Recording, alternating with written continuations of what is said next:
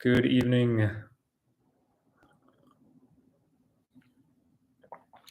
Saturday, February 12th, 2022. This stream is sponsored by water. If you know where that joke is from, then you know where that joke is from. This stream is sponsored by water.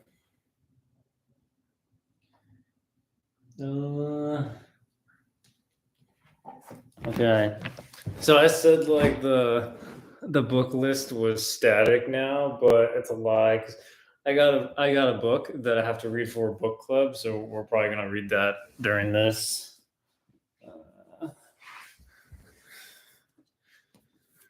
Pelican, Christian tradition, history of development, doctrine, emergence of the Catholic tradition, 100 to 600 AD, volume 1 of Pelican's church history, I guess. I don't know anything about it, but yeah, book club, book club. I mean, I heard, honestly, I should probably ask people about it before I start reading it, but I don't know. It's church history, right? I mean, it can't be bad to read, right? Right. All right. All right. This is just degenerating into me not saying anything about things I don't know about.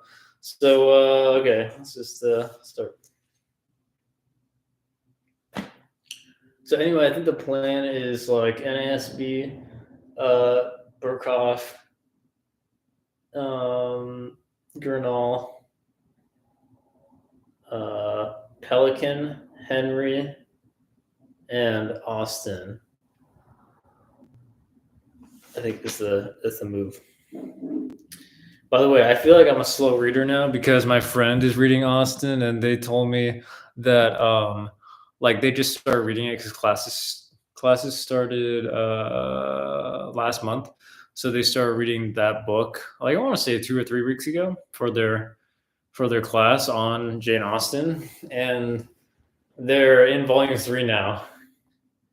And I've been reading that book for a while, and I'm in volume I don't know if it's the middle, but I'm still in volume 2. So I was like, oh man, I read so slow compared to what they had to do just for one class.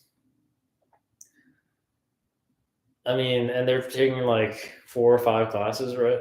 So I'm like, man, I read slow. But that's the thing. When you're a STEM major, right? You read slow because there's no necessity to read fast. And also you're used to reading slow because I have to read what do I have to read? Not much. I have to read textbooks like this math textbook.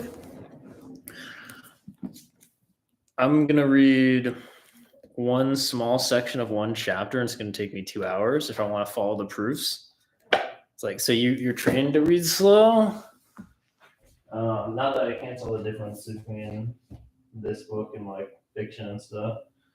And also you read papers, right? You can't really read papers that fast unless you're really good at reading them. I wonder actually if like people who do research like read papers really fast. They probably do. Anyways, oh man, okay. Anyways, but yeah, that's the plan. I'm actually pretty excited for this lineup. Really excited. Still excited about Burkhoff. Not sure what to expect from Pelican, but really excited about all the other books I'm reading. So very fortunate. Okay, it's been like 5 minutes, so let's get into it. I think. Wait a second. Yeah. Chapter 6 of Deuteronomy right now. Now this is the judgment. Whoops. Now this is the commandment, the statutes, and the judgments which the Lord your God has commanded me to teach you, that you might do them in the land where you are going over to possess it. That's been a common phrase. So that you and your son and your grandson might fear the Lord your God, to keep all his statutes and his commandments, which I command you, all the days of your life, and that your days may be prolonged. O Israel, you should listen and be careful to do it, that it may be well with well with you, and that you may multiply greatly, just as the Lord, the God of your fathers, has promised you, in a land flowing with milk and honey. Hear, O Israel, the Lord is your God, the Lord is one. It's important.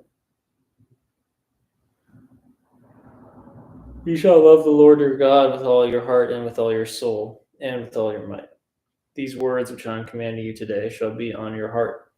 You shall teach them diligently to your sons, and shall talk of them when you sit in your house, and when you walk by the way, and when you lie down, and when you rise up. You shall bind them as a sign on your hand, and they shall be as frontals on your forehead. You shall write them on the doorposts of your house and on your gates.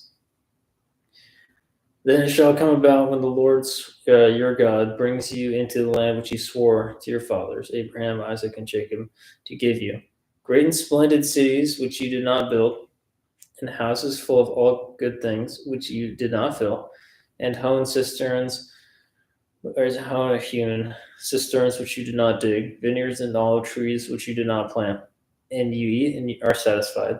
Then watch yourself, that you do not forget the Lord who brought you from the land of Egypt, out of the house of slavery. So then it shall come about. Yeah, when he brings you to the land. Okay. You shall fear only the Lord your God. You shall worship him and swear by his name. You shall not follow other gods, any of the gods of the peoples who surround you. For the Lord your God in the midst of you is a jealous God. Otherwise, the anger of the Lord your God will be kindled against you.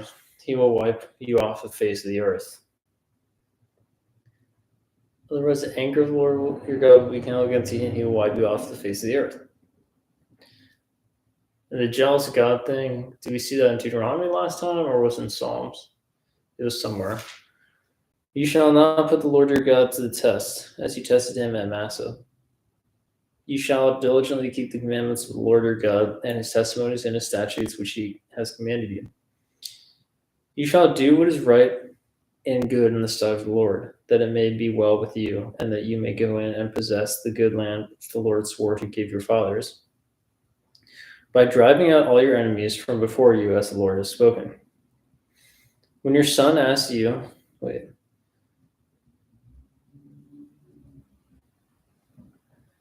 maybe well with you, okay. When your son asks you in time to come, saying, what do the testimonies and the statutes and the judgments mean which the Lord our God commanded you? So when your son asks you, what does it mean? Then you shall say to your son, we were slaves to Pharaoh in Egypt, and the Lord brought us from Egypt with a mighty hand. Moreover, the Lord showed great and distressing signs and wonders before our eyes against Egypt, Pharaoh and all his household. He brought us out from there in order to bring us in, to give us the land which he had sworn to our fathers. So the Lord commanded us to observe all these statutes, to fear the Lord our God for our good always, and for our survival, as it is today. It will be righteousness for us if we are careful to observe all that this commandment before the Lord our God, just as he commanded us. So basically saying, I'm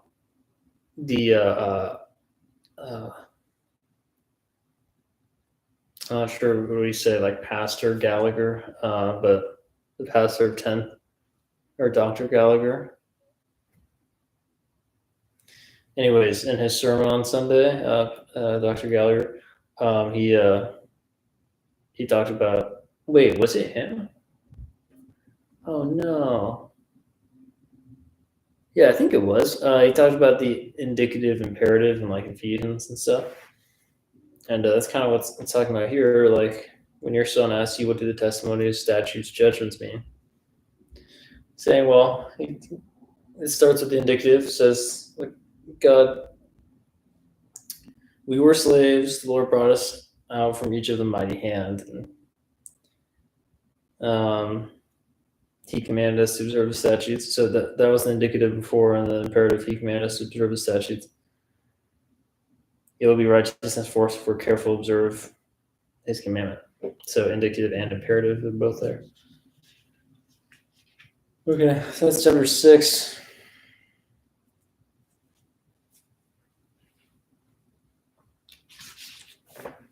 Let's to Psalm 119, part 3. May those who fear you turn to me, even those who know your testimonies. May my heart be blameless in your statutes, so that I will not be ashamed. My soul languishes for your salvation. I wait for your word. My eyes fail with longing for your word. While I say, when will you comfort me? Though I have become like a wineskin in the smoke, I do not forget your statutes.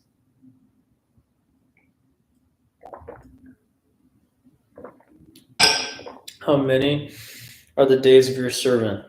When will you execute judgment on those who persecute me? The arrogant have dug pits for me, men who are not in accord with your law. All your commandments are faithful. They have persecuted me with a lie. Help me. They almost destroyed me on earth, but as for me, I did not forsake your precepts. Revive me according to your loving kindness, so that I may keep the testimony of your mouth. Forever, O Lord. Man, Psalm 119 has been filled with the words of God, the testimonies of your mouth, the precepts of God, the commandments of Him, His commandments,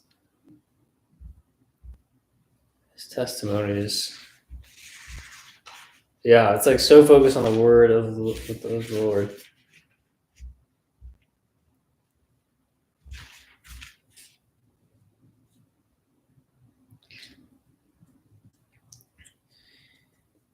Revive me according to your loving kindness. Oh, wait, we already did that. Forever, O Lord, your word is settled in heaven. Your faithfulness continues throughout all generations. You establish the earth, and it stands. They stand this day according to your ordinances, His ordinances. For all things are your servants.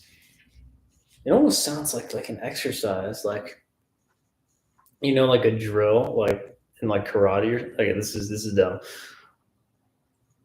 Please, what's it called?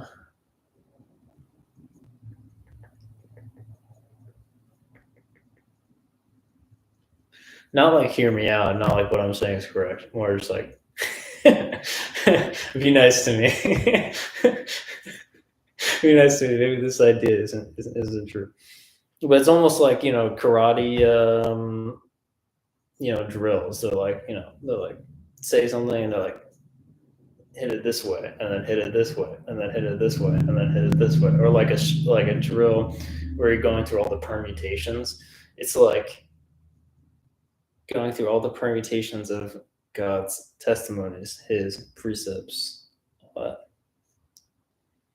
They stand this day according to your ordinances. All things are your servants. If your law had not been my delight, then I would have perished in my affliction. I will never forget your precepts, for by them you have revived me. I am yours, save me. For I have sought your precepts. The wicked wait for me to destroy me. I shall diligently consider your testimonies. This is like, it's like I wonder what the vocab is in the Hebrew of the difference between precepts, testimonies, and all that stuff. It sounds like an exercise. And that's not to like disparage it. I have seen a limit to all perfection. Your commandment is exceedingly broad. This psalm is exceedingly broad. Oh, how I love your law. It is my meditation all the day. Your commandment makes me wiser than my enemies, for they are ever mine. For I have more insight than all my teachers, for your testimonies are my meditation. I understand more than the aged, because I have observed your precepts. I have restrained my feet from every evil way, that I may keep your word. I have not turned aside from your ordinances, for you yourself have taught me. How sweet are your words to my taste, yes, sweeter than honey to my mouth. From your precepts I get understanding. Therefore I hate every false way. Your word is a lamp to my feet, and a light to my path. I have sworn, and I will confirm it, that I will keep your righteous ordinances. I am exceedingly afflicted. Revive me, O Lord, according to your word. O accept the freewill offerings of my mouth, O Lord, and teach me your ordinances. My life is continually in my hand. Yet I do not forget your law. The wicked have laid a snare for me, yet I have not gone astray from your precepts.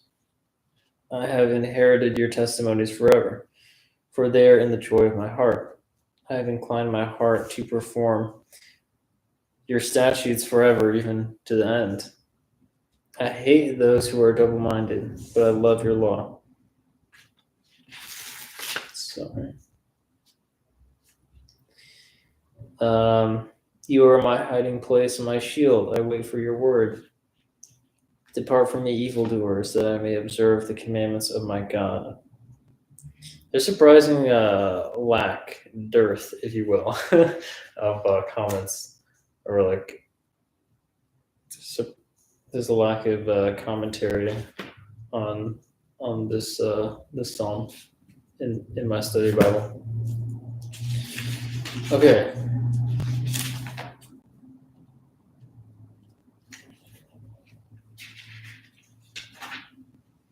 John 11. Now a certain man was sick, Lazarus of Bethany, the village of Mary and her sister Martha. It was the Mary who anointed the Lord with ointment and wiped his feet with her hair, whose brother Lazarus was sick. So the sisters sent word to him, saying, Lord, behold, he whom you love is sick. But when Jesus heard this, he said, This sickness is not to end in death, but for the glory of God, so that the Son of God may be glorified by it. Now Jesus loved Martha and her sister and Lazarus. So when he heard that he was sick, he then stayed 2 days longer in the place where he was. Then after this, he said to the disciples, Let us go to Judea again. The disciples said to him, Rabbi, the Jews were just now seeking to stone you, and you are going there again? Jesus answered, Are there not 12 hours in the day? If anyone walks in the day, he does not stumble, because he sees the light of his world. But if anyone walks in the night, he stumbles, because the light is not in him. This he said, and after that he said to them, Our friend Lazarus has fallen asleep, but I go, so that I may awaken him out of sleep. The disciples then said to him, Lord, if he has fallen asleep, he will recover. Now Jesus had spoken of his death, but they thought that he was speaking of literal sleep. So Jesus then said to them plainly, Lazarus is dead, and I'm glad for your sakes that I was not there, so that you may believe. But let us go to him. Therefore Thomas, who is called Didymus, said to his fellow disciples, Let us also go, so that we may die with him. So when Jesus came, he found that he had already been in the tomb 4 days. Now Bethany was near Jerusalem, about 2 miles off, and many of the Jews had come to Martha and Mary to console them concerning their brother.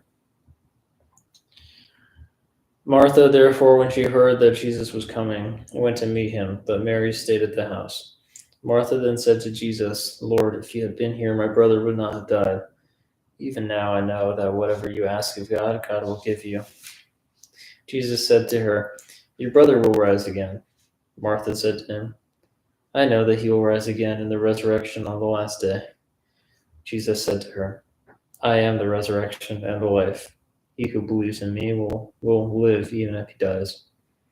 And everyone who lives and believes in me will never die. Do you believe this? She said to him, Yes, Lord. Lord, I have believed that you are the Christ, the Son of God, even he who comes into the world. When she had said this, she went away and called Mary her sister, saying secretly, The teacher is here and is calling for you. And when she heard it, she got up quickly and was coming to him. Now Jesus had not yet come into the village, but was still in the place where Martha met him. Then the Jews who were with her in the house, and consoling her when they saw that Mary got up quickly and went out, they followed her, supposing that she was going to the tomb to weep there. Therefore, when Mary came where Jesus was, she saw him and fell at his feet, saying to him, Lord, if you had been here, my brother would not have died. When Jesus therefore saw her weeping, and the Jews who came with her also weeping, he was deeply moved in spirit and was troubled, and said, Where have you laid him? They said to him, Lord, come and see. Jesus wept. So the Jews were saying, "See how he loved him." But some of them said, "Could not this man who opened the eyes of the blind man have kept this man also from dying?" So Jesus, again being deeply moved within, came to the tomb. Now it was a cave, and a stone was lying against it. Jesus said, "Remove the stone." Martha, the sister of the deceased, said to him, "Lord, by this time there will be a stench, for it has been dead 4 days." Jesus said to her, "Did I not say to you that if you believe, you will see the glory of God?" So they removed the stone. Then Jesus raised his eyes and said, "Father, I thank you that you have heard me. I knew that you always hear me. But because of the people standing around, I said it, so that they may believe that you sent me." When he had said these things, he cried out with a loud voice, "Lazarus, come forth." The man who had died came forth, bound hand and foot with wrappings, and his face was wrapped around with a cloth. Jesus said to them, "Unbind him and let him go." Therefore, many of the Jews who came to Mary and saw what he had done believed in him. But some of them went to the Pharisees and told them the things which Jesus had done.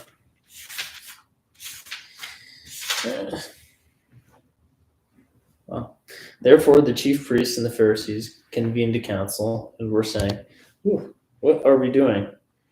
For this man is performing many signs. If we let him go on like this, all men will believe in him, and the Romans will come and take away both our place and our nation."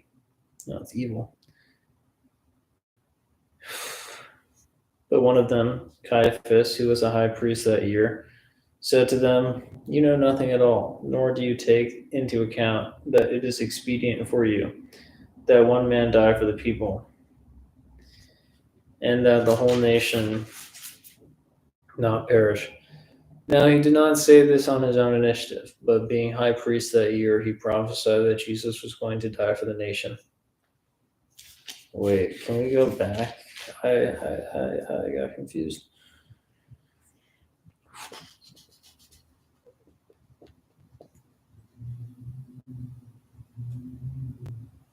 One of them, Caiaphas, Caiaphas, who was a high priest that year, said to them, "You know nothing at all, nor do you take into account that it's expedient for you that one man die for the people, and that the whole nation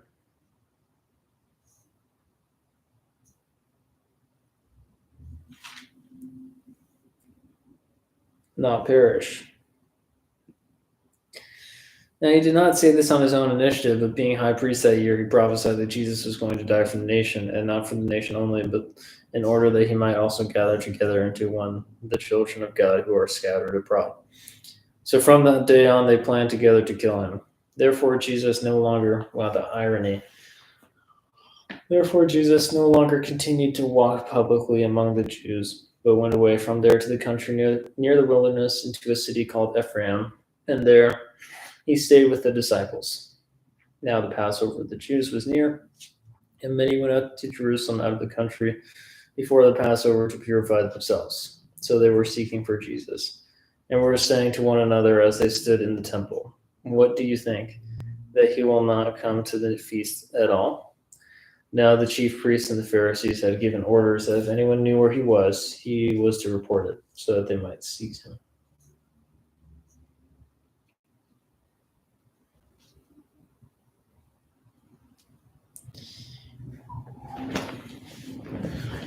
Excuse me one moment.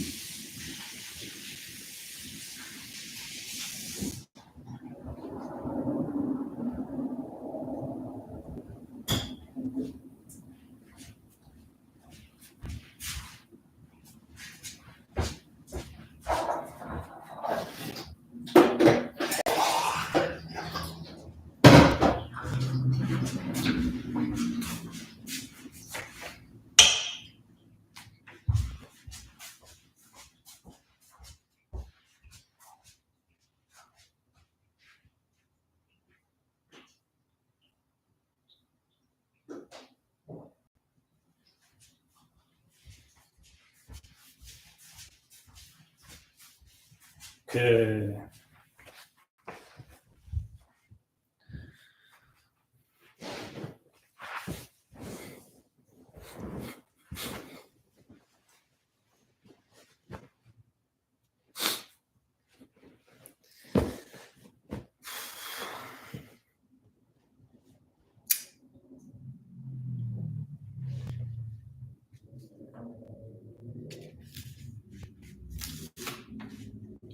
Part C.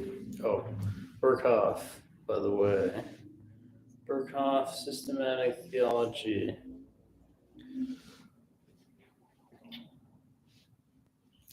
Part C, Part C, denial of the existence of God in its various forms. Denial of the existence of God in its various forms.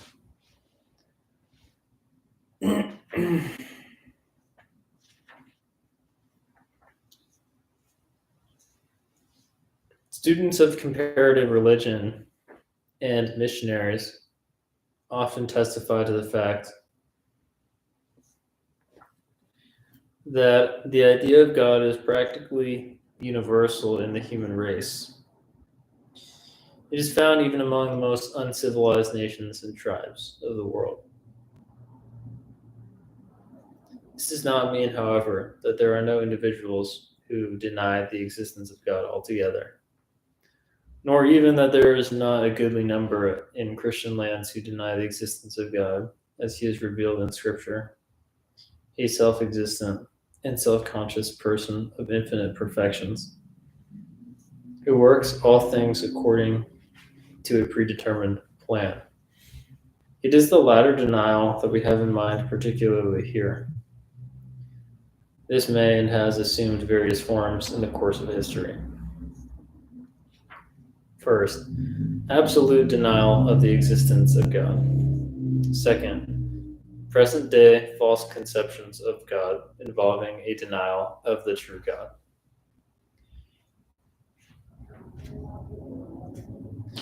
First, absolute denial of the existence of God. Absolute denial of the existence of God.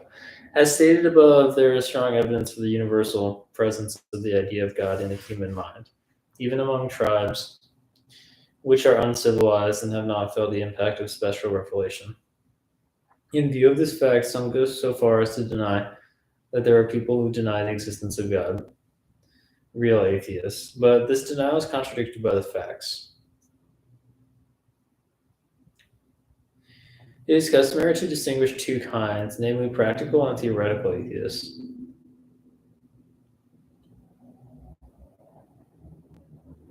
The former are simply godless persons who, in their practical life, do not reckon with God, but live as if there were no God. So he's saying, like, effective atheists and like formal atheists. Or saying like whatever. What did he say? Practical and theoretical atheists? Okay. I guess that's better than what I was gonna say. Whatever. The latter are, so namely theoretical atheists, as a rule of more intellectual kind, and base their denial on a process of reasoning. They seek to prove, by what seem to them conclusive rational arguments, that there is no God. In view of the semen religionis implanted in every man by his creation in the image of God, it is safe to assume that no one is born an atheist. In the last days, atheism results from the perverted moral state of man and from his desire to escape from God. It is deliberately blind to and suppresses the most fundamental instinct of man, the deepest needs of the soul, the highest aspirations of the human spirit, and the longings of a heart that gropes after some higher being. This practical or intellectual suppression of the operation of semen religionis often involves prolonged and painful struggles. Ouch. Keep trying to crack my back. There can be no doubt about the existence of practical atheists, since both scripture and experience testify to it. Psalm 10:4b declares of the wicked, quote, all his thoughts are, there is no God. Yeah. According to Psalm 14:1, the fool hath said in his heart, there is no God. And Paul reminds the Ephesians that they were formerly without God in the world, Ephesians 2:12. Experience also testifies abundantly to their presence in the world. They are not necessarily notoriously wicked in the eyes of men, but may belong to the so-called decent men of the world, though respectively indifferent to spiritual things. Such people are often quite conscious of the fact that they are out of harmony with God, dread to think of meeting him, and try to forget about him. They seem to take a secret delight in parading their atheism when they have smooth sailing, but have been known to get down on their knees for prayer when their life was suddenly in danger. At the present time, thousands of these practical atheists belong to the American Association for the Advancement of Atheism. When was this again? Oh man. I think the foreword was written in like 1940 or something. So I wonder when this was written. In my brain, it was like 1850 or something like that, but it must be later than that. Theoretical atheists are of a different kind. That was practical before. They are usually of a more intellectual type and admit an attempt to justify the assertion that there is no God by rational argumentation. Professor Flint distinguishes three kinds of theoretical atheism, namely, first, dogmatic atheism, which flatly denies that there is a divine being. 2, skeptical atheism, which doubts the ability of the human mind to determine whether or not there is a God. I've met a lot of those, for sure. And 3rd, critical atheism, which maintains that there is no valid proof for the existence of God. What's the difference between 2 and 3? 2 is skeptical atheism, doubts the ability of human mind to determine whether or not there is a God. 3rd, critical atheism maintains there is no valid proof for the existence of God. What's the difference? What? These often go hand in hand, but even the most modest of them really pronounces all belief in God a delusion.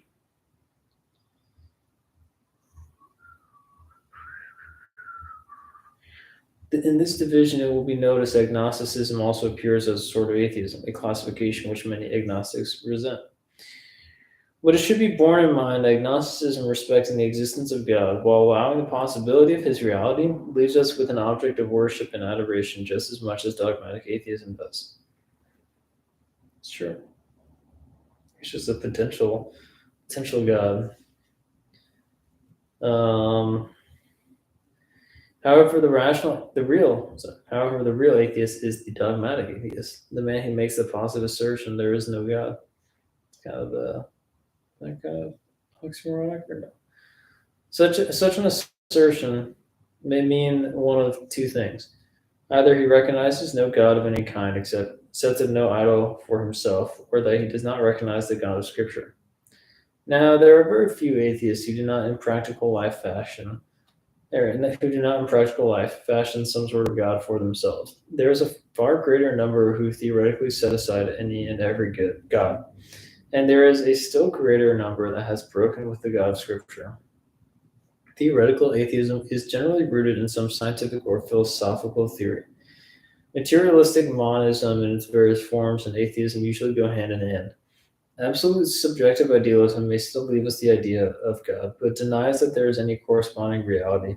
To the modern humanist, God simply means the spirit of humanity, the sense of wholeness, or the racial goal, and other abstractions of that kind. Other theories, yeah, basically like, yeah, other abstraction or, yeah, racial goal. It's like some telos or whatever, some abstract goal. Other theories not only leave room for God, but also pretend to maintain his existence. Pretend. Generally exclude the God of theism, a supreme personal being, creator, preserver, ruler of the universe, distinct from his creation, yet everywhere present in it. Pantheism merges the natural and supernatural. Oh, pantheism merges the natural and supernatural, the finite and infinite, into one substance.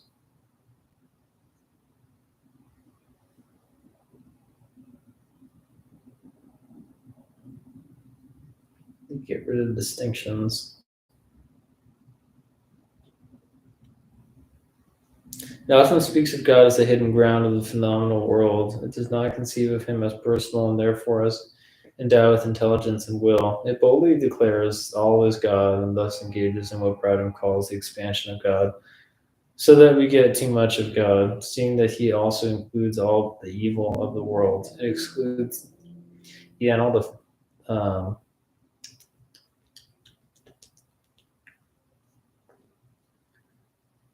okay. It excludes the God of Scripture, and insofar as is clear, and insofar as is clearly atheistic, Spinoza may be called the God intoxicated man. But his God is certainly not the God whom Christians worship and adore. Surely there can be no doubt that the presence of theoretical atheists in the world about the presence of theoretical atheists in the world. When David Hume expressed doubt as to the existence of a dogmatic atheist, Baron de Holbach replied, "My dear sir, you are at this moment sitting at table with 17 such persons. My dear sir, they who are agnostic respecting the existence of God may differ somewhat." Wait. Oh, we're not in the quote anymore. They who are agnostic respecting the existence of God may differ somewhat from the dogmatic atheists. But they, as well as the latter, leave us without a God. Yeah.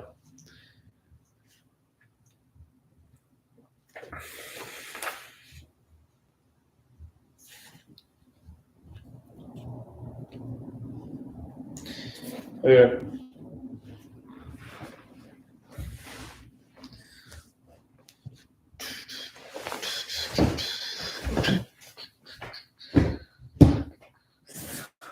Yaroslav Pelikan, or is it Jaroslav Pelikan? I don't know. Yaroslav Pelikan. A History of the Development of Doctrine. Should we read the introduction or no? Or the preface, rather? Oh, man.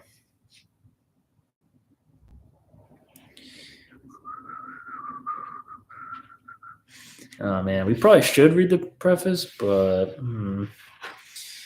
Oh, wait. The preface is really short. Wait, what's long? Hey, what am I trying to read here? Sorry, I'm not. I'm not being very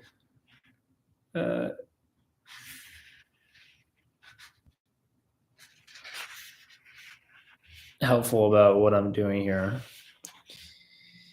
Okay, my goal for the next 2 weeks or week, I think we're meeting every 2 weeks for the book club. So my plan is to read the first chapter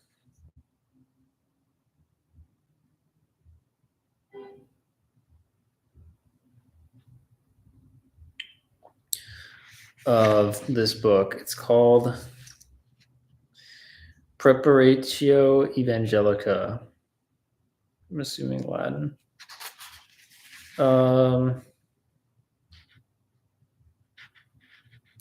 Sure, let's read all of it. It looks like the stuff before Preparatio Evangelica, like the stuff before chapter 1 is only like 13 pages, so that's pretty chill. So let's read that, and then chapter 1 is going to be 55 pages, so it should be doable in 2 weeks, 1 or 2 weeks, I forget. If it's 1, I'm going to have to hustle. I don't think it is 1, though. I think it's 2. 2 weeks, so what is that? What is that? Divided by 14? Oh, God. But divide by 50, divided by 7 is 7 pages, divided by it's 3.5, divided by 2 is 3.5.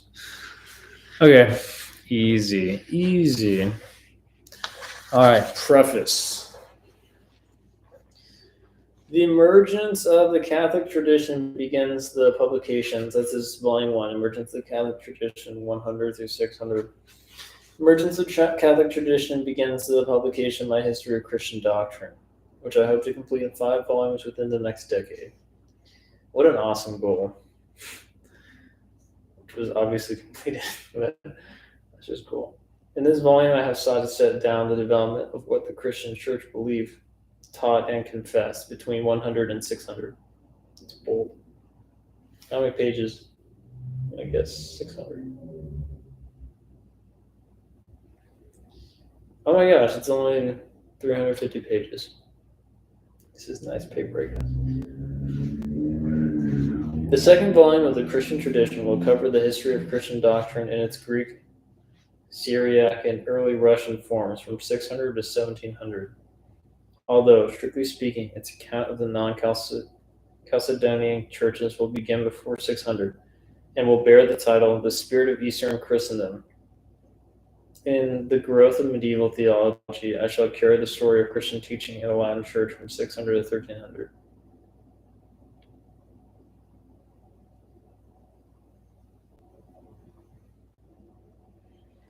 Volume 4, also confined to the West, will be called Reformation of Church and Dogma, 1300 to 1700. Then in the final volume, Christian Doctrine and Modern Culture, I plan to put the Eastern and Western developments back together, as I once more face a common situation. The Christian tradition is, therefore, a 5-volume work with a single overall concept guiding its composition and organization. At the same time, each of its volumes is designed to be a self-contained unit, independent of this presentation from any of the others.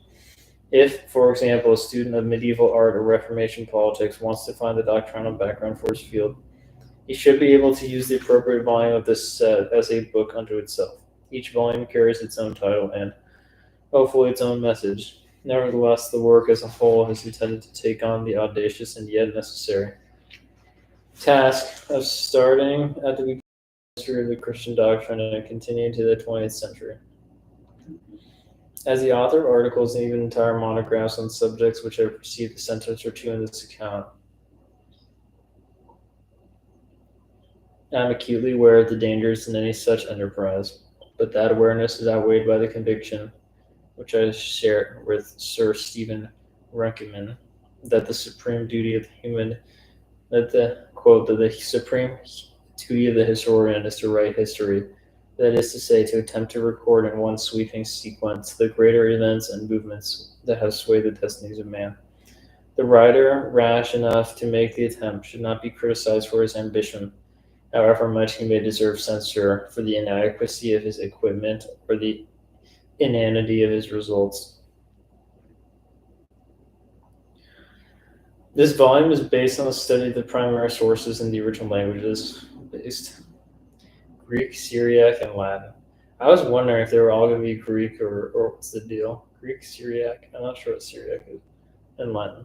To cite these, I have devised a system of marginal annotation which will, I hope, serve the interests of the scholar and the needs of the student simultaneously without intruding the apparatus of erudition on the reader who is not yet interested, or no longer interested in the footnotes. I have, of course, consulted the sources in translation as well, and have felt free to adopt and to adapt these as seemed suitable. The book has also derived much benefit from secondary works, a small number of which are indicated in biography, where I have given preferences to the books from which I have learned the most, and to those books which will take the reader to the next level of specialization. With the reader in mind, I've sought, even when technical. Dude, this is a nice short preface. Short prefaces are great. Let's go. Is a short preface a sign of humility? I don't know. Is it? Somebody let me know in the comments. That's the vibe I get. The vibe I get from a long preface is like, you think, I don't know. All right, let's shut up. Where are we? Most of those books will take the reader to the next level, especially the reader might have saw it even when technical theological terms were unavoidable. To define them upon their first significant appearance, the index will serve as a guide to such definitions. The index will also serve as a means of identifying the proper names that are quoted or cited in the text. By using the index and working his way through the narrative,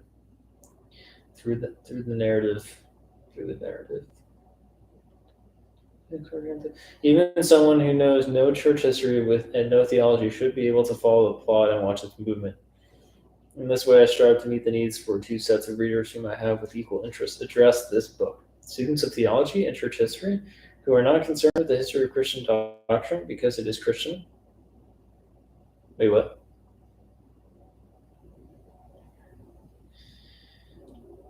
I have with equal interest addressed this book to students of theology and church history who are concerned with the history of Christian doctrine because it is Christian. Oh, because it is Christian. Students of intellectual history and students of intellectual history who are concerned with the history of Christian doctrine because it contains important and influential ideas. Being at one and the same a historian of ideas and a historian of the church, I hope that both groups will be able to read this book and to benefit from it. Nice short preface. I wish I could thank everyone who has helped me on the way. There are a few whom I simply must thank. My Dr.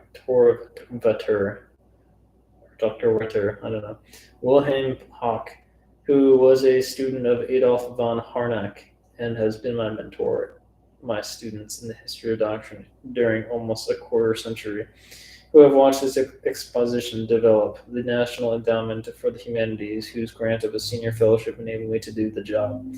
Publishers of my previous work who have granted me permission to quote myself, colleagues at various universities, especially Daniel J. Borstein, with whom I discussed the conception of the work as a whole. Here are some readers, some of them anonymous, whose evaluations and criticism compelled me to improve the book.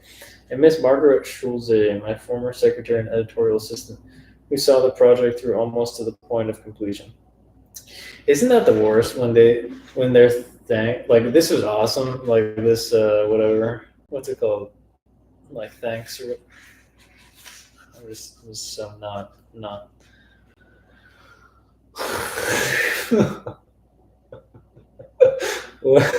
I cannot speak. I'm trying to say isn't it the worst when they like go on of like who they owe this work to for like pages and pages. It's like when it's like a page, that's, I don't know, being dumb probably. Authors and texts.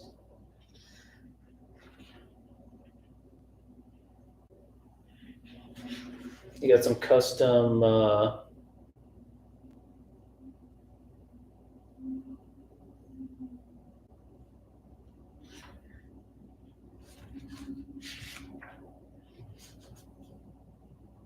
lot of authors and texts. A lot of authors and texts. A lot of authors and texts. It's still going? Oh my goodness. How did he read all of those? How do you read all those in a lifetime? There's no way he read all of those. This is tiny font, like literally this is like 10 pages of just bibliography, like single spaced tiny text. There's no way you can read that in a lifetime. Oh, dude. Okay. Wait, we're not in. Oh, we are in. We're in chapter 1 now, officially. This next one's called Some Definitions. Wait, we're not in chapter 1. What? Oh, okay. Sure. Whatever. Okay. Some definitions.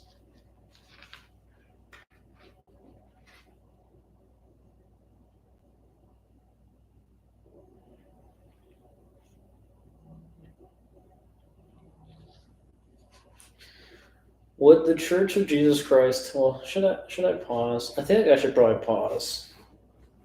I'll pause. I need to get another bookmark. Huh.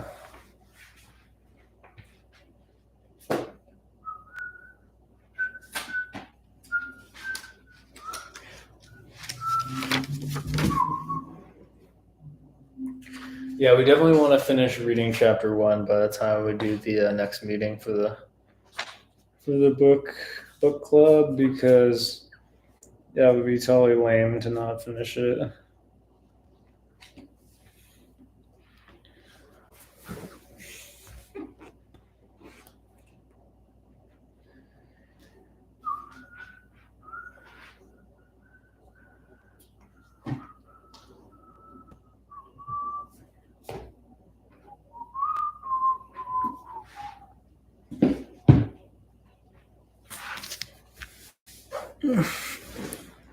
Okay.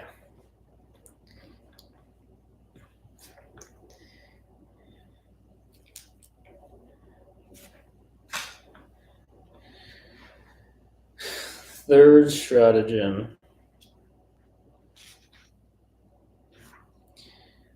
Third stratagem. Satan endeavors to make the Christian throw away his breastplate by scaring him with the contradictive opposition and feud which it brings from the world. This is yet a third stumbling block which Satan useth to lay in the way of a soul setting forth in this path of righteousness. Oh, saith Satan, this is the ready way to bring thee under the lash of every tongue, to lose the love of thy neighbors, to contract the scorn, yea, hatred of all thou livest among. And dost thou not desire to live friendly and peaceably with thy neighbors? Canst thou bear to be hooted at, as Lot was among the Sodomites, and Noah amidst the old world, that were all of another way? This holiness breeds ill blood wherever it comes. Own that, and you bring the world's fists about thy ears presently. Dude, this language is absolutely amazing. You bring the world's fists about thy ears presently. Truly, though this be a sorry, weak objection in itself, savage, yet where it meets with a soft temper and a disposition tendered with the felicity of nature, one in whom love and peaceful inclinations are predominant, it carries weight enough to amount to a dangerous temptation. No doubt Aaron stumbled at this stone in the business of the golden cat. Yeah. He did not please himself, surely, in the thing, but it was an act merely complacential to the people, as appears by his apology to Moses. Let not the anger of my Lord wax hot. Thou knowest the people, they are set on mischief. As if he had said, I did not know what they would have done to me upon my denial. What I did was to pacify them and to prevent more trouble from them. There is need, we see, to be armed against this temptation, which that thou mayest be surely weigh these two particulars.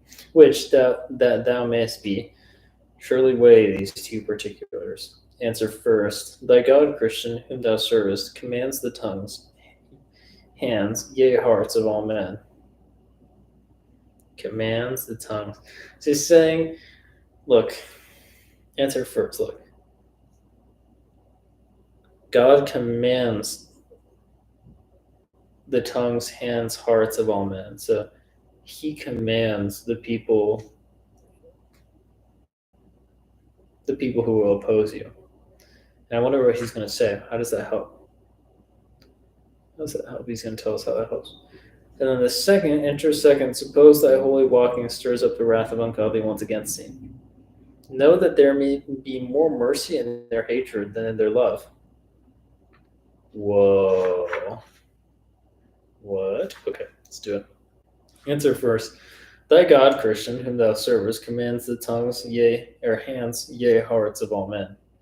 He can, when he pleaseth, without the least abating in thy holy course, give thee to find favor in the eyes of those thou most fearest.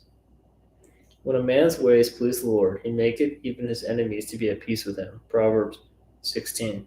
Laban, in a fury, pursues Jacob, but God meets him in the way and gives him his lesson how he should carry himself to the good man. Genesis 31. And he doth ingenuously confess to Jacob what turned the wind into a warmer corner, and made him so calm with him that set out so full of rage.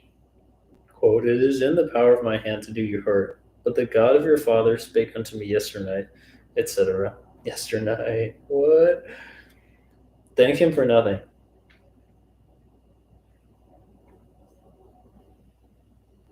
Thank him for nothing. He had power to hurt Jacob, but God would not let him. Mordecai, one would have thought, took the readiest way to incur the king's wrath by denying Haman that reverence which all were, by royal command, to pay him. But the holy man's conscience would not suffer his knee to bow.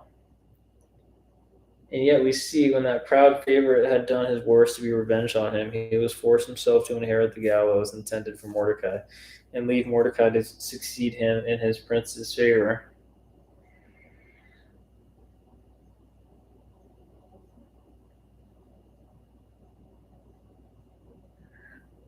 Thus God, who hath the key to kings' breasts, on a sudden locked Ahasuerus' heart against that cursed Amalekite, and opened it to let this holy man into his room. Oh, who would be afraid to be conscientious when God can and doth so admirably provide for his people's safety? Oh, who would be afraid to be conscientious when God can and doth so admirably provide for his people's safety while they keep close to him? So he's saying, like, look, who knows? God may reward you in the face of danger.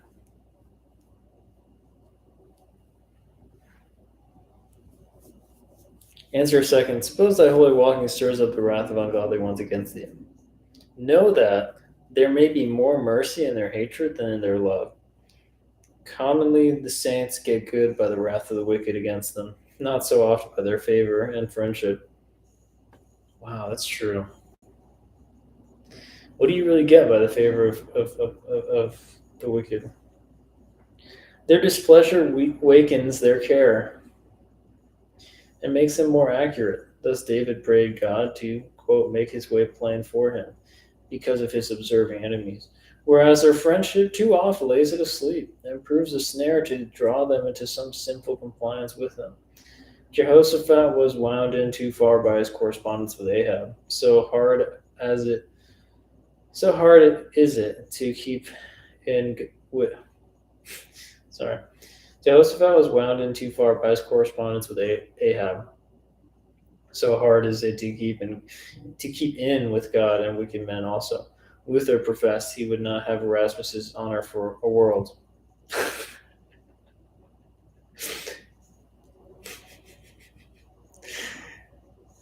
Indeed, the friendship he had with and respect he had from the great ones of the world made him mealy-mouthed in the cause of God.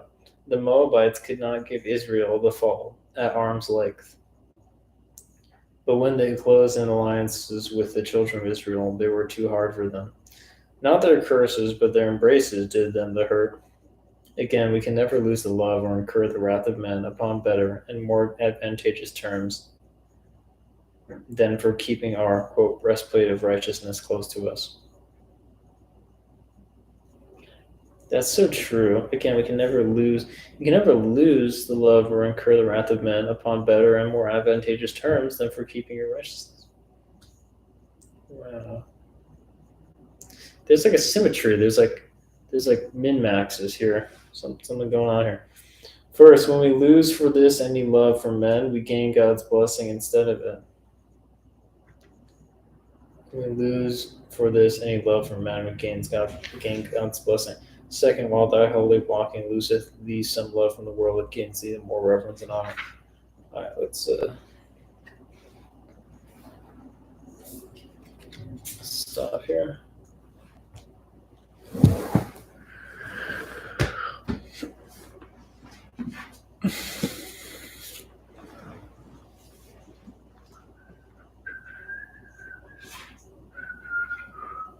So we're at an hour. It's kind of weird. This goes by really fast.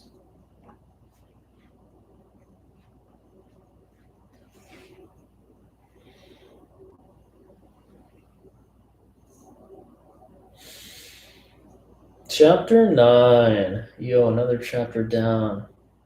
Another chapter down. Chapter 9. Both the world and the church were now again. This is literally 1 point font. This is insane. Read the Burkhoff thing for Banner of Truth. It's like retypeset or something. Dude. All the versions of this I saw online were exactly the same, like typesetting or whatever, with this tiny font for the summaries. Retypeset 2022, Banner of Truth, Matthew Henry commentary in multiple volumes. Let's go. Let's go. Make it like the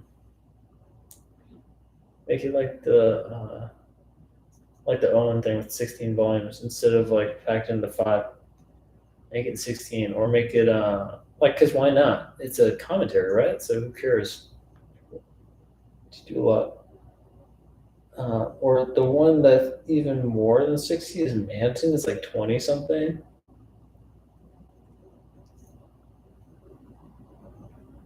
Do it with Henry. Both the chapter 9, both the world and the church were now again reduced to a family. The family of Noah, of the affairs of which this chapter gives us an account, of which we are the more concerned to take cognizance, because from this family we are all descendants. Here is, first, the covenant of providence settled with Noah and his sons. In this covenant, first, God promises them to take care of their lives so that first they should replenish the earth. Second, they should be safe from the insults of the brute creatures which should stand in awe of them.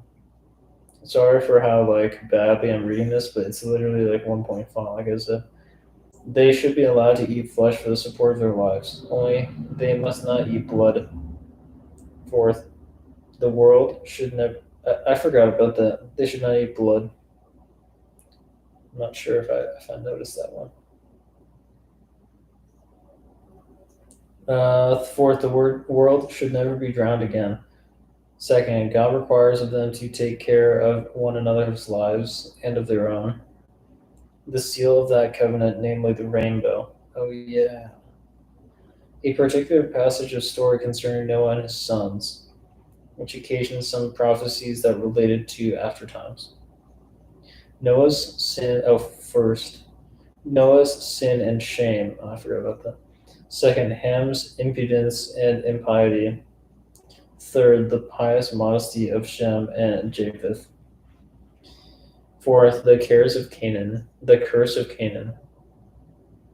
and the blessings of Shem and Japheth. Fourth, the age and death of Noah.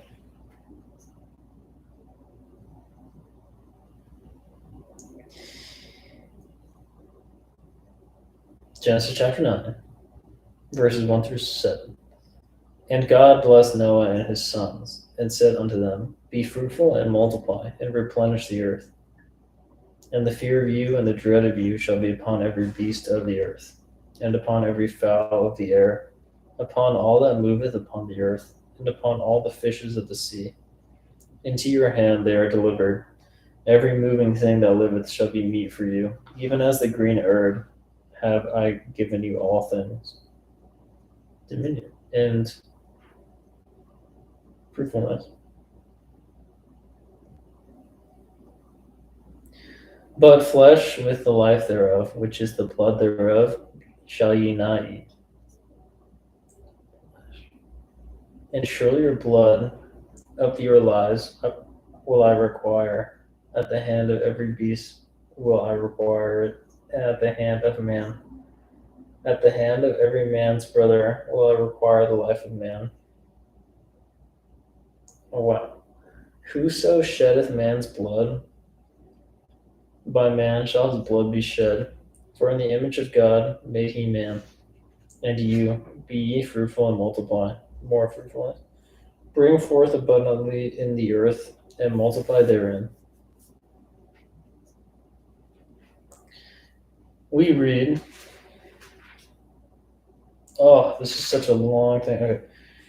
Oh. We're going to read this one page.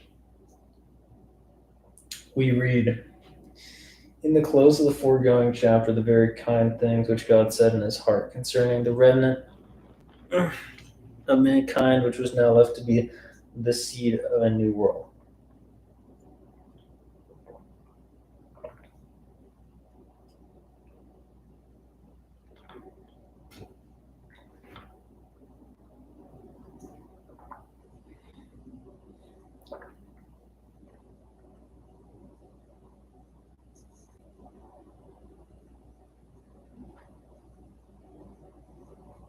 It's so fascinating.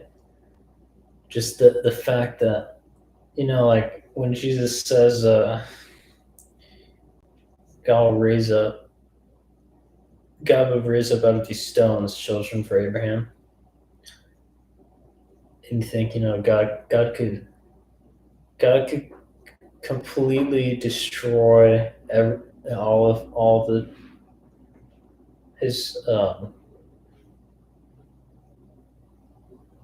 people and completely replace. But for Noah, it's a little bit different because it's not completely replacing. He's the seed, but he is common among the pre-deluge and like post-deluge. Like he and the rest of them, it's common. It's not a complete replace, if that makes sense. There's like he's the seed. He's like the remnant. It's the same thing for like Israel. You got a remnant, and it's the same thing. Oh, is this like high IQ? It's the same thing with It's the same thing with the Jews and the Wait. Gotta be careful here. It's the same thing with Old Testament and New Testament church.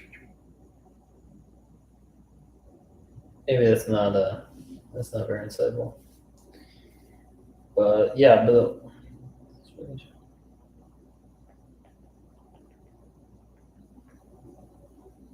no, I take it back. Not very insightful. Okay, my bad. All right. You was now left to be the seed of a new world. This is why it takes an hour. Now here we have these kind things spoken to them. In general, God blessed Noah and his sons. That is, he assured them of his goodwill to them and his gracious intentions concerning them. This follows from what he said in his heart. Note, all God's promises of good flow from his purposes of love and counsels of his own will. Quote, I know the thoughts that I think towards you. We read how Noah blessed God by his altar and sacrifice. Now here we find God blessing Noah. Yeah. No, God will graciously bless, that is, do well for, those who sincerely bless, that is, speak well of him.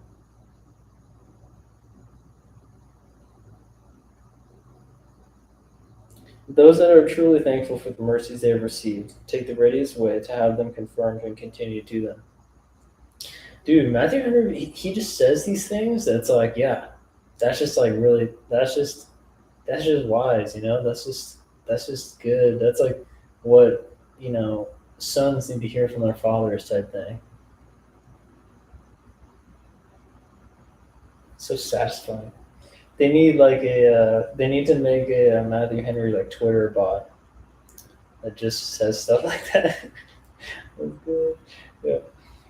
Now here we have the Magna Carta, the Great Charter, or Magna Charta, Great Charter of this new kingdom of nature, which was now to be erected and incorporated, the former charter having been forfeited and seized.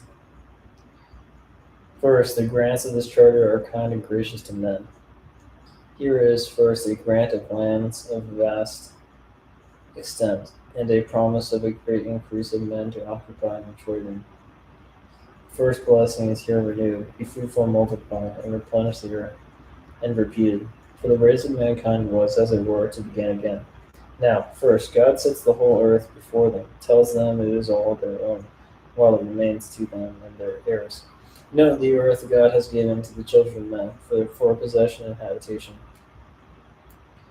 Psalm 115. Though it is not a paradise, but a wilderness rather, yet it is better than we deserve. Blessed be God that it is not hell. Second, he gives them a blessing by the force and virtue of which mankind should be both multiplied and perpetuated upon earth. He gives them a blessing by the force and virtue of which mankind should be both multiplied and perpetuated upon earth, so that in a little time all the inhabitable parts of the earth should be more or less inhabited.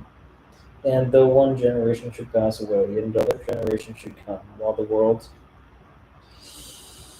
stands, so that the stream of the human race should be supplied with a constant succession and run parallel with the current of time, till both should be delivered up together to the ocean of eternity. Dang. Through death should, though death should still reign, and the Lord would be still known by his judgments. Whoa. Wait.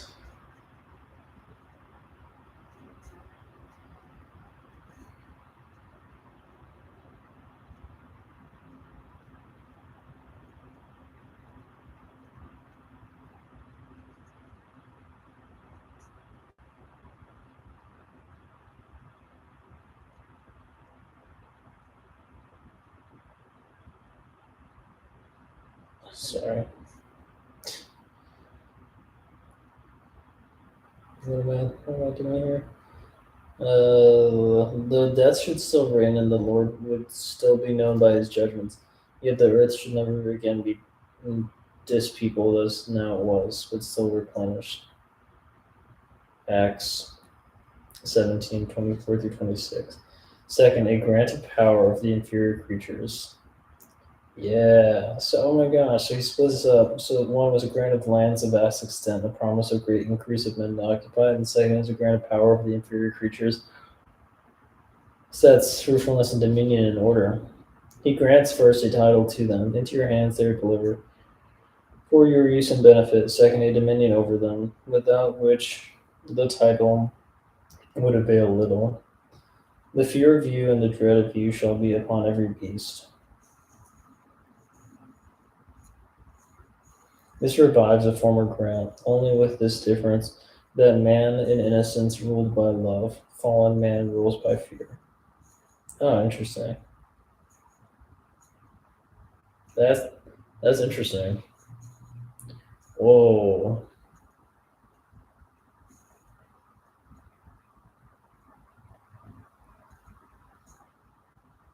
That's fascinating. What? I've never heard that before. What the heck? This revives a former grant, only with this difference: man in innocence ruled by love, fallen man rules by fear. Now this grant remains in force, and thus far we have still the benefit of it. Yeah. First, that those creatures which are in any way useful to us are reclaimed, and we use them either for service or food or both, as they are capable. The horse and ox patiently submit to the bridle and yoke, and the sheep is dumb both before the shearer and and before the butcher. For the fear and the dread of man are upon them. Second, those creatures that are any way hurtful to us are restrained, so that though now and then man may be hurt by some of them, they do not combine together to rise up in rebellion against man. Else God could by these destroy the world as effectually as he did by a deluge. Deluge. It is one of God's sore judgments. Ezekiel 14. What? Oh, what is it that keeps wolves out of our towns and lions out of our streets and confines them to the wilderness? But this fear and dread.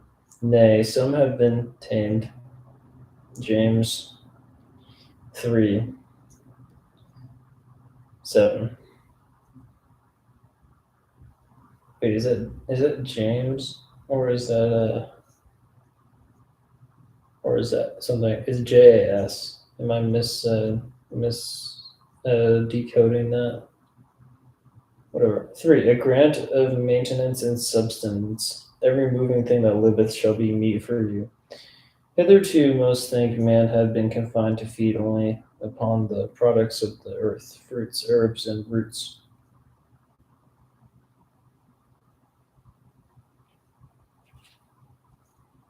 And all sorts of corn and milk. So was the first grant. But the flood, having perhaps washed away much of the virtue of the earth, and so rendered its fruits less pleasurable, less pleasuring and nourishing, God now enlarged the grant and allowed men to eat flesh, which perhaps man himself never thought of till now that God directed him to it, nor had any more desire to than a sheep has to suck blood like a wolf.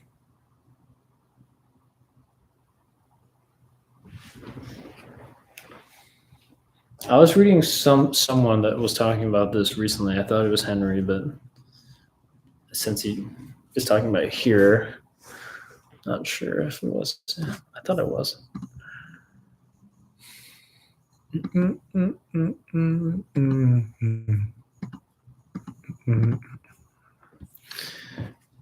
Wait, this is it.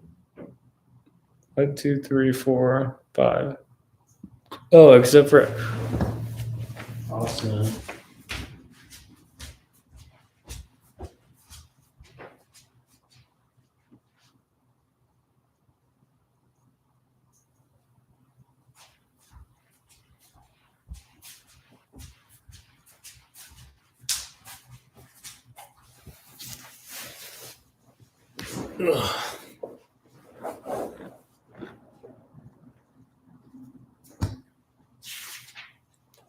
Chapter 16.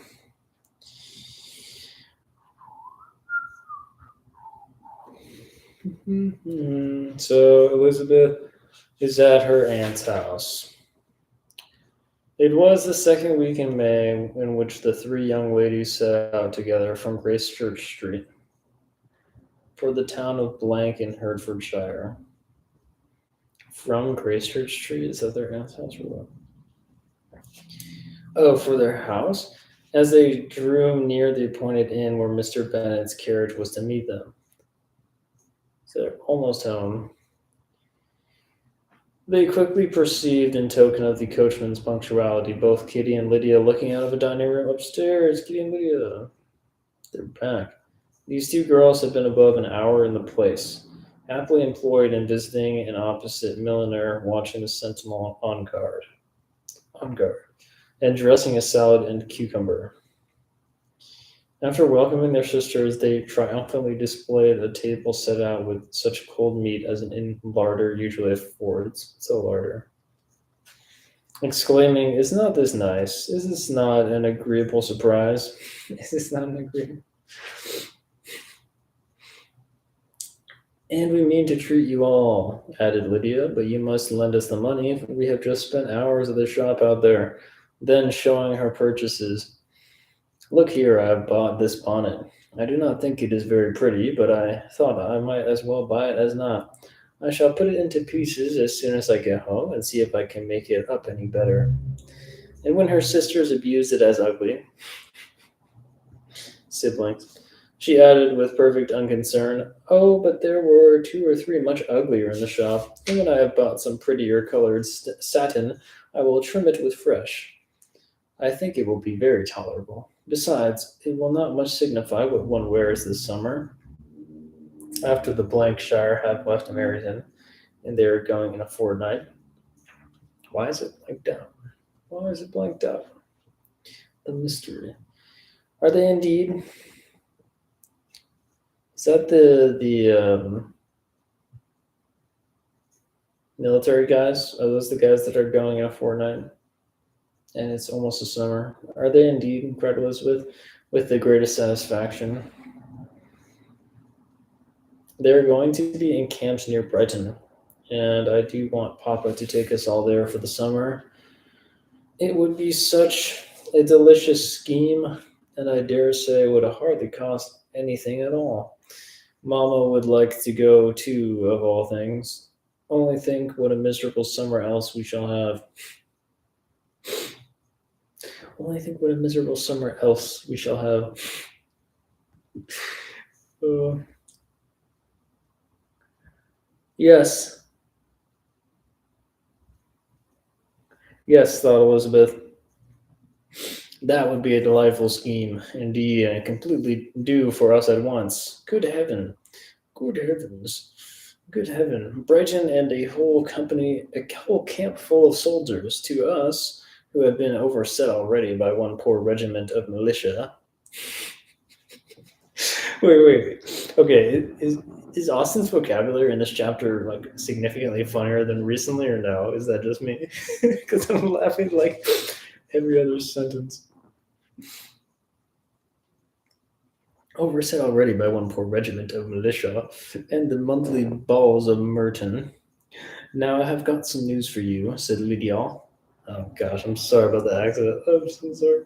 Now I've got some news for you, said Lydia as they sat down to table. What do you think? It is excellent news, capital news, and about a certain person that we all like. Oh no. She's going to talk about, what's his name? Wickham. Jane and Elizabeth looked at each other, and the waiter was told that he need not stay. Lydia laughed and said, Aye, that is just like your formality and discretion. You thought the waiter must not hear as if he cared. I dare say he often hears worse things said than I'm going to say. But he is an ugly fellow. Oh my gosh. Jeez. He's an ugly fellow. I'm glad he's gone. He's an ugly fellow. I'm glad he's gone. I never saw such a long chin in my life. Well, but now for my news. Who is this, Lydia or Kitty? Lydia laughed and said, Lydia. Yeah, okay.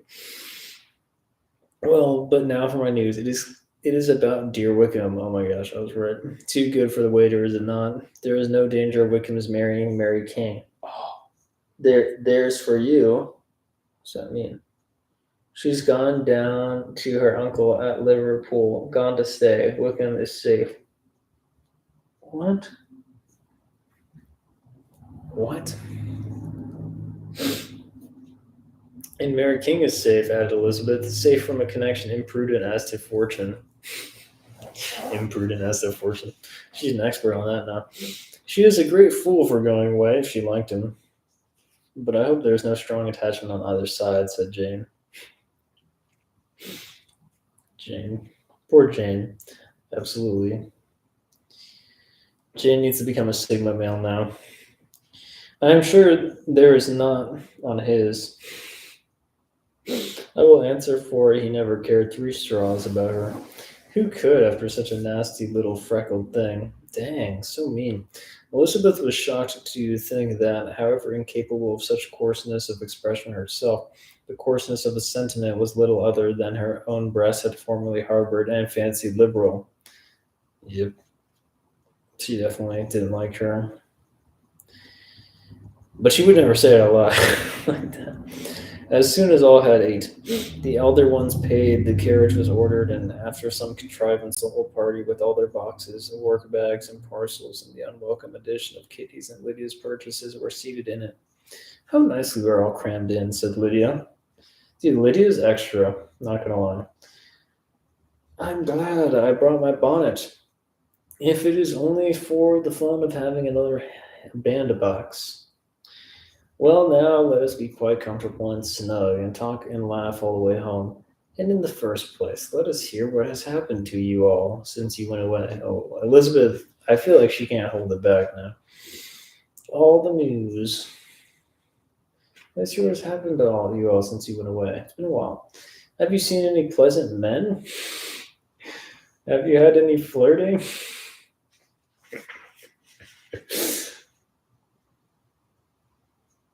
The Kitty and Lydia, they're supposed to be like what, like 15 or something?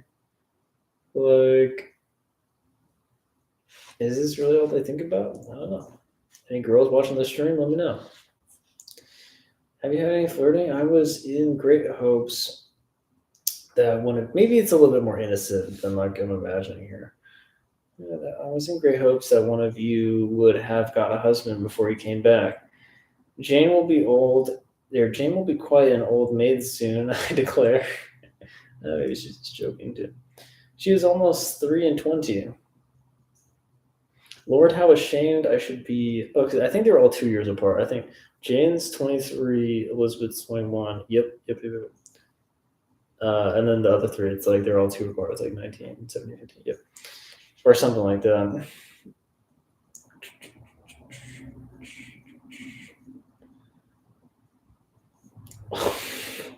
Oh no.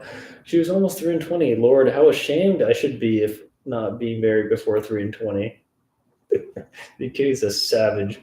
Or Lydia's a savage. My Aunt Phillips wants you so to get husbands, you can't think. She says Lizzie had better have taken Mr. Collins, but I do not think there would have been any fun in it. Lord, how I should like to be married before any of you. And then I would chaperone you about to all the balls. No. Dear me, we had such a good piece of fun the other day at Colonel Forster's. Kitty and me were to spend the day there, and Mrs. Forster promised to have a little dance in the evening. By the by, Mrs. Forster and me are such friends. And so she asked the two Harringtons to come, but Harriet was ill, and so Penn was forced to come by himself. What's that name? Penn.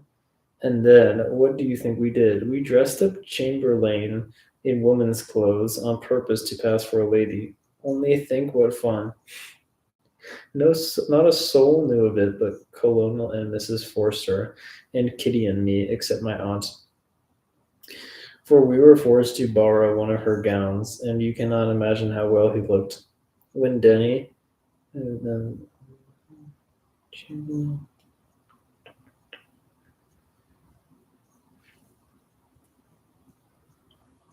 When Denny and Wickham and Pratt and 2 or 3 more of the men came in, they did not know him in the least.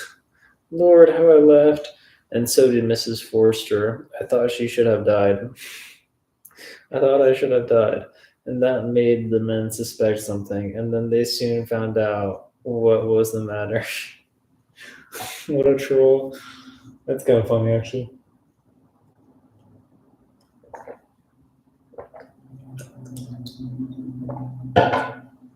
Okay.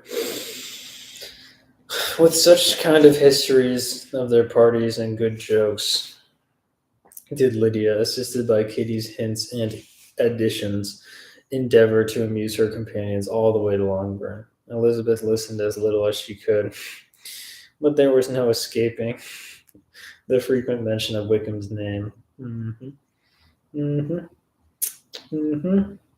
It's going to bother her.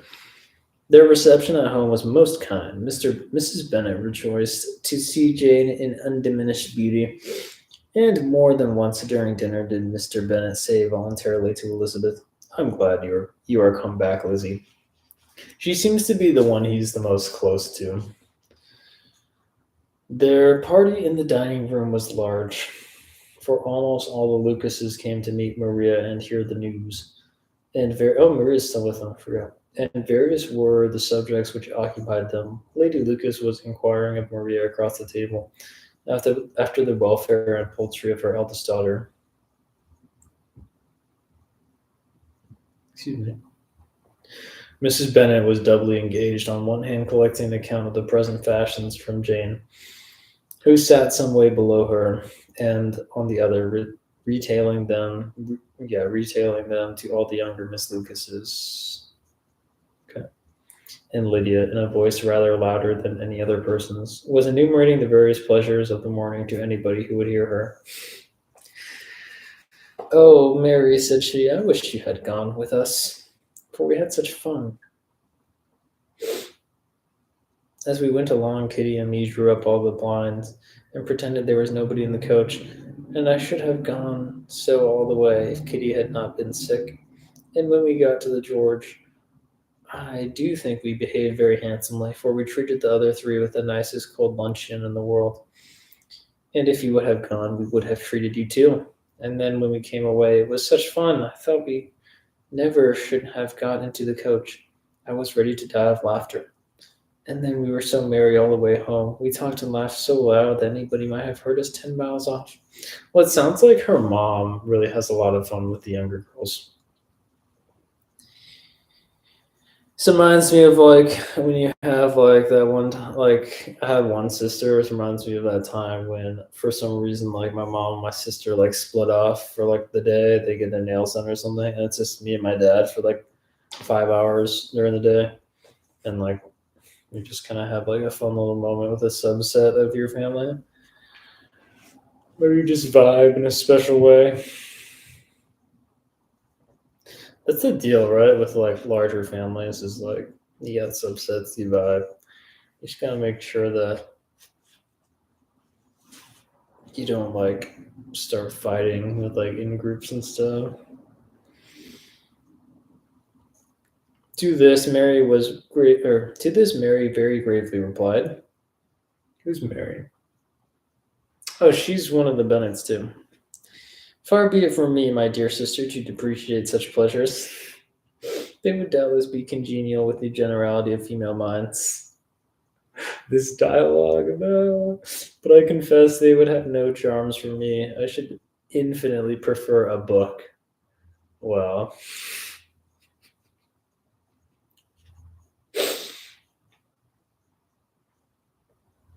classic Mary comment, dude. In the afternoon, Mary's just like a meme in this book. I feel like I wonder if they're gonna do anything with her character later on. She's a meme for now. In the afternoon, Lydia was urgent with the rest of the girls to walk to Meryton and see how everybody went on. Lydia, okay. But Elizabeth steadily opposed the scheme. Steadily opposed the scheme. Why? It should not be said that the Miss Bennets could not be at home half a day before they weren't perceived the officers. There was another reason, too, for her opposition. She dreaded seeing Wickham again. Oh, he's still there. And was resolved to avoid it as long as possible. The comfort to her of the regiment's approaching removal was indeed beyond expression. Oh, yeah. They're gonna be gone. In a fortnight they were to go, and once gone, she hoped there could be nothing more to plague her on his account. She had not been many hours at home before she found that the Brighton scheme, of which Lydia had given them a hint at the end, was under frequent discussion between her parents. So she wants to avoid it. Elizabeth saw directly that her father had not the smallest intention of yielding, but his answers were at the same time so vague and equivocal that her mother, though often disheartened, had never yet despaired of succeeding at last. Okay, so hopefully they don't go for Elizabeth's sake. But it's interesting. It's kind of leaving you. It's kind of a cliffhanger. Not gonna lie. Kind of a legit cliffhanger. How many more chapters for volume 2?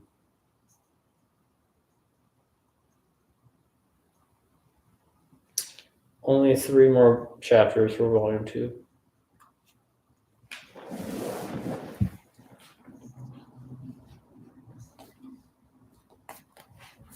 Fascinating. Very fascinating. Well, we had an interesting selection tonight. Hope you enjoyed it, and see you next time.